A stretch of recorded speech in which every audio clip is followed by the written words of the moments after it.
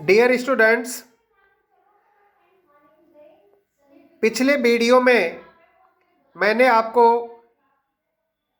भारतीय संसद के कार्य एवं शक्तियों के बारे में अवगत कराया था, जिसमें प्रमुख कार्य विधायी या कानून निर्माण संबंधी कार्य, वित्तीय कार्य, कार्यपालिका पर नियंत्रण, इन 3 कार्यों के बारे में मैंने आपको विस्तार से बताने का प्रयास किया था। आज के वीडियो में इसी के आगे संसद का जो मुख्य काम होता है, पार्लियामेंट का जो मेन फंक्शन होता है, वो है संविधान संशोधन संबंधी कार्य, functions of the constitution amendment. संविधान में संशोधन का कार्य संसद के द्वारा किया जाता है। जैसा कि आपको विदित है, साधारण विधेयक के बारे में मैंने आपको बताया था कि साधारण विधेयक संसद के दोनों सदनों में से किसी भी सदन में पेश किया जा सकता है। इसी प्रकार संविधान संशोधन संबंधी विधेयक भी संसद के किसी भी सदन में रखा जा सकता है। लेकिन प्राय देखा गया कि अब तक जितने भी संविधान संशोधन संबंधी प्रस्ताव पेश किए गए हैं, वो लोकसभा में ही पेश होते रहे हैं। एक बार राज्यसभा में पेश हुआ था। तो साधारण विधेयक और संविधान संशोधन संबंधी कार्य में मुख्य बात यह है कि अगर साधारण विधेयक के संबंध में संसद के दोनों सदनों में मतभेद हो जाता है, तो ऐसी स्थिति में संसद के दोनों सदनों की संयुक्त बैठक बुलाने का प्रावधान है। लेकिन संविधान में संशोधन संबंधी कार्य के संदर्भ में भारत के संविधान में ये प्रावधान किया गया है कि अगर भारत के संविधान में संशोधन करना है, कॉन्स्टिट्यूशन में अमेंडमेंट करना है, तो यह प्रस्ताव संसद के दोनों सदनों से अलग अलग 2/3 बहुमत के द्वारा पास होने पर ही संविधान में संशोधन होगा। अन्यथा वह संशोधन संबंधी प्रस्ताव गिर जाएगा, अर्थात संविधान में संशोधन नहीं हो सकेगा। तो संविधान संशोधन विधेयक संसद के किसी भी सदन में प्रस्तुत किया जा सकता है। मान लो उसे लोकसभा में प्रस्तुत किया गया हो।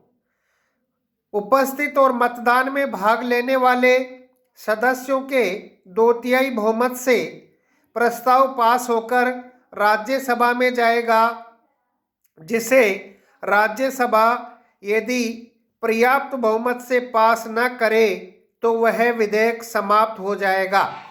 इसका तात्पर्य यह है कि मान लीजिए लोकसभा ने अपने उपस्थित और मतदान में भाग लेने वाले सदस्यों के 2/3 बहुमत से उस संशोधन संबंधी विधेयक को पास कर दिया है, तो फिर वह दूसरे सदन अर्थात राज्यसभा के पास जाएगा और राज्यसभा अगर उसको 2/3 बहुमत से पास नहीं कर पाती है, तो ऐसी स्थिति में वह संशोधन संबंधी प्रस्ताव गिर जाएगा, यानी संविधान में संशोधन नहीं होगा। तो जो बात मैं आपको बताना चाह रहा हूँ वो ये है कि संविधान में संशोधन अगर करना है तो संसद के दोनों सदन उपस्थित और मतदान में भाग लेने वाले सदस्यों के 2/3 बहुमत से दोनों सदनों में पास होने के बाद राष्ट्रपति के पास जाएगा और राष्ट्रपति जब उस पर साइन कर देगा तो संविधान में संशोधन हो जाएगा।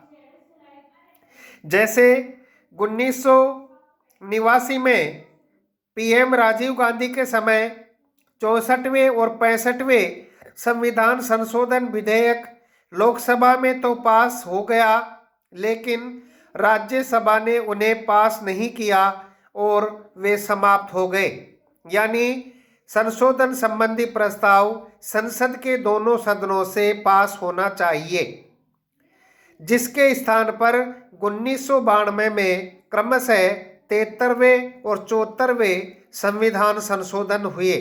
यानी 1989 में 64वें और 65वें संविधान संशोधन विधेयक लोकसभा में पास हो गया था, लेकिन राज्यसभा में पास नहीं हुआ और ऐसी स्थिति में वो विधेयक समाप्त हो गए।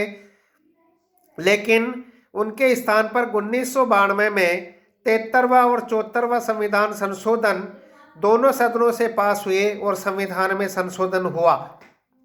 संविधान में संशोधन का विधेयक संसद के किसी भी सदन में प्रस्तावित किया जा सकता है और संशोधन प्रस्ताव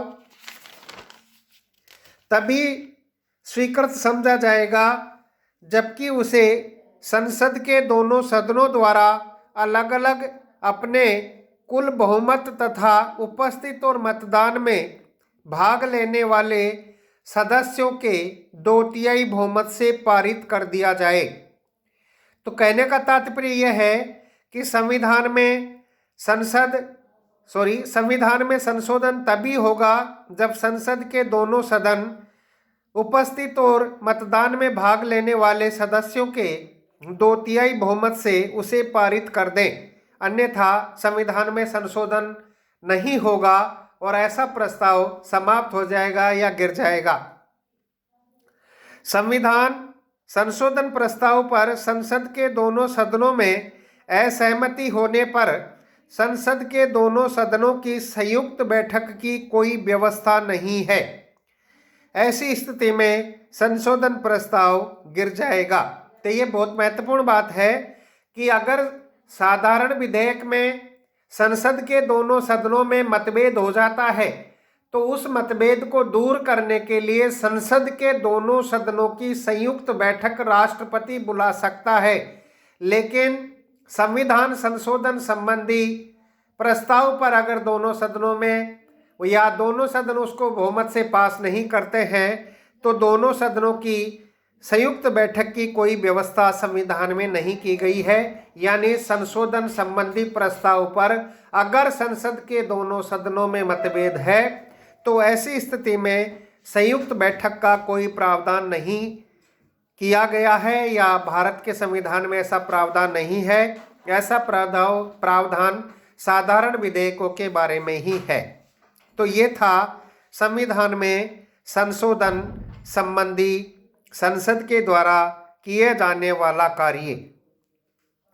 नेक्स्ट है विभिन्न कार्य या विविध कार्य। राज्यसभा और लोकसभा के जो अन्य कार्य हैं उनमें महत्वपूर्ण है उक्त शक्तियों के अलावा राज्यसभा को कुछ अन्य शक्तियां भी प्राप्त है जिनका प्रयोग वह लोकसभा के साथ मिलकर कर सकती है, जो निम्न प्रकार है। नंबर 1, राज्यसभा के निर्वाचित सदस्य राष्ट्रपति के चुनाव में भाग लेते हैं। यानी संसद का ये भी महत्वपूर्ण कार्य है क्योंकि राष्ट्रपति का चुनाव जैसा कि आपको विदित है संसद के दोनों सदनों के निर्वाचित सदस्यों द्वारा किया जाता है। इसी प्रकार राज्यसभा लोकसभा के साथ मिलकर उपराष्ट्रपति के चुनाव करती है, अर्थात उपराष्ट्रपति का चुनाव भी दोनों सदन मिलकर करते हैं। तो चाहे राष्ट्रपति का चुनाव हो चाहे उपराष्ट्रपति का चुनाव हो, संसद के दोनों सदन उक्त कार्यों को संपादित करते हैं। नंबर 3, राज्यसभा लोकसभा के साथ मिलकर राष्ट्रपति, सर्वोच्च न्यायालय के न्यायाधीशों तथा कुछ अन्य पदाधिकारियों पर महाभियोग लगा सकती है। महाभियोग केवल तभी पारित समझा जाता है जब दोनों सदन इस प्रकार के प्रस्ताव को स्वीकार कर लें। यानी संसद का जो अन्य कार्य है उसमें महत्वपूर्ण कार्य ये भी है कि संसद के दोनों सदन या राज्यसभा लोकसभा के साथ मिलकर राष्ट्रपति, प्रेसिडेंट, सर्वोच्च न्यायालय के न्यायाधीश तथा कुछ अन्य पदाधिकारियों पर जो इम्पीचमेंट लगा सकती है, जो महाभियोग का आरोप लगा सकती है, वह महाभियोग तभी पारित होगा जब दोनों सदन इस प्रकार के प्रस्ताव को स्वीकार कर ले। तो महाभियोग भी संसद के दोनों सदनों से पारित होना चाहिए। नंबर 4, राज्यसभा लोकसभा के साथ मिलकर बहुमत से प्रस्ताव पास कर उपराष्ट्रपति को उसके पद से हटा सकती है। इसमें बहुत महत्वपूर्ण बात यह है कि उपराष्ट्रपति को हटाने का प्रस्ताव प्रथम बार या पहली बार राज्यसभा में पारित होकर लोकसभा के पास जाता है। इसका तात्पर्य यह है कि अगर राष्ट्रपति को उसके पद से हटाना है तो पहले वह प्रस्ताव राज्यसभा से पारित होना चाहिए, उसके बाद लोकसभा के पास जाएगा। और ऐसा संविधान के अनुच्छेद 67 में प्रावधान किया गया है। नेक्स्ट है, 1 माह से अधिक की अवधि तक यदि आपातकाल लागू रखना हो तो इस प्रकार के प्रस्ताव का अनुमोदन लोकसभा तथा राज्यसभा दोनों से पारित होना आवश्यक है। इसका मतलब यह है कि चूंकि भारत के संविधान में जब आपातकाल लगता है अनुच्छेद 352, 356 और 360 में, तो ऐसी स्थिति में उसको अगर 1 माह से अधिक समय तक लागू रखना है तो ऐसा प्रस्ताव भी संसद के दोनों सदनों से पारित होना चाहिए। लोकसभा के विघटन की स्थिति में केवल राज्यसभा से अनुमोदन ही आवश्यक है। राष्ट्रपति शासन के दौरान अगर कोई लोकसभा का विघटन हो गया है तो ऐसी स्थिति में राज्यसभा उसका अनुमोदन करेगी। आपातकाल में मौलिक अधिकारों के निलंबन के लिए दिए गए आदेश को भी यथाशीघ्र संसद के दोनों सदनों के सामने रखा जाना चाहिए। तो मूल अधिकारों आपातकाल के दौरान, जैसा कि मैंने आपको फंडामेंटल राइट्स में बताया था कि इमरजेंसी के दौरान आपके मूल अधिकारों को कुछ समय के लिए सस्पेंड किया जा सकता है, निलंबित किया जा सकता है। ऐसे आदेश को भी यथाशीघ्र संसद के दोनों सदनों के सामने रखा जाना चाहिए। तो ये थे लोकसभा या संसद के विभिन्न कार्य। नेक्स्ट है अनन्य कार्य या अनन्य शक्तियां। अंत में राज्यसभा को 2 ऐसे अन्य अधिकार भी प्राप्त हैं जो लोकसभा को प्राप्त नहीं है।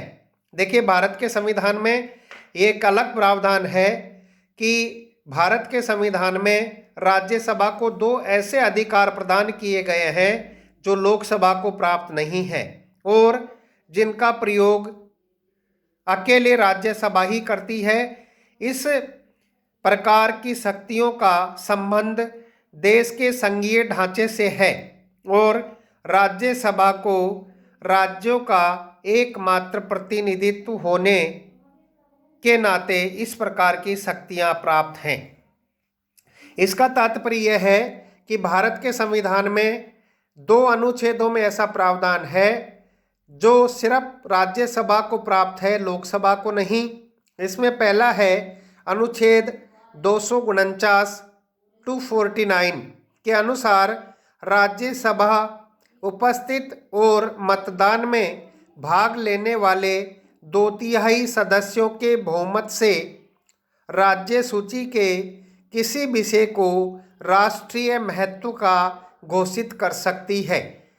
तो देखिए, यह शक्ति सिर्फ राज्यसभा को प्राप्त है, लोकसभा को नहीं। और 249 में प्रावधान है कि राज्यसभा उपस्थित और मतदान में भाग लेने वाले सदस्यों के 2/3 बहुमत से राज्य सूची के किसी विषय को राष्ट्रीय महत्व का घोषित कर सकती है। राज्यसभा द्वारा ऐसे प्रस्ताव पास कर दिए जाने पर संसद उस विषय पर कानून का निर्माण कर सकती है। यानी संसद उस विषय पर कानून का निर्माण तभी करेगी जब राज्यसभा ने ऐसे प्रस्ताव पास कर दिए हों। ऐसा प्रस्ताव प्रारंभ में 1 वर्ष के लिए लागू होता है, लेकिन यदि राज्यसभा चाहे तो हर बार इसे 1 वर्ष के लिए बढ़ा सकती है। तो अनुच्छेद 249 में जो प्रावधान है वो प्रावधान सिर्फ राज्यसभा को प्राप्त है लोकसभा को नहीं। राज्यसभा अगर 2/3 बहुमत से प्रस्ताव पास कर सकती है तो राज्य सूची में उल्लेखित विषयों पर संसद कानून बनाएगी। इसी प्रकार अनुच्छेद 312 के अनुसार राज्यसभा ही अपने 2/3 बहुमत से प्रस्ताव पास कर नई अखिल भारतीय सेवाएं स्थापित करने का अधिकार केंद्र सरकार को देती है। तो न्यू ऑल इंडिया सर्विसेज की स्थापना का अधिकार केंद्र सरकार को देती है, वह भी राज्यसभा का कार्य होता है। राज्यसभा ही अपने 2/3 बहुमत से प्रस्ताव पास कर केंद्र सरकार को नई अखिल भारतीय सेवाएं स्थापित करने का अधिकार देती है। राज्यसभा जब तक इस प्रकार का प्रस्ताव पारित ना कर दे तब तक संसद या भारत सरकार किन्हीं नवीन अखिल भारतीय सेवाओं की व्यवस्था नहीं कर सकती। यानी नवीन अखिल भारतीय सेवाओं की स्थापना तभी की जाएगी जब राज्यसभा अपने 2/3 बहुमत से यह प्रस्ताव पास कर देती हो। तब उस स्थिति में केंद्र सरकार या भारत सरकार नई अखिल भारतीय सेवाओं की स्थापना कर सकेगी, अन्यथा नहीं। इस प्रकार राज्यसभा न केवल द्वितीय सदन बल्कि द्वितीय महत्व का सदन भी है। तो प्रिय छात्राओं, ये थे संसद के कार्य और शक्तियाँ। इसमें आपका कोई जिज्ञासा हो, आपका कोई प्रश्न है तो आप सादर आमंत्रित हैं, मुझसे पूछ सकती हैं। इसके आगे नेक्स्ट अगले वीडियो में। धन्यवाद।